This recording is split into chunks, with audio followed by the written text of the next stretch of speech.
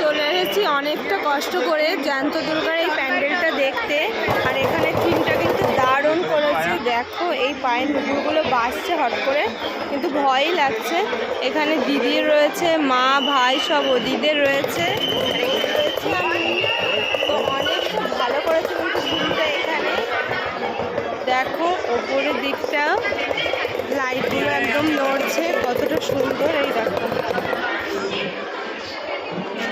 দেখতেই পাচ্ছ জ্যান্ত দুর্গা এটা ভেতরের থিম। আর ঝাড়বাতিটা কি দারুণ লাগছে।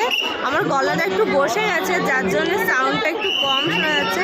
প্রতিমাটাও কিন্তু দারুণই হয়েছে। ওদিকে মা ভাই সবাই চলে গেছে আমাকে রেখে।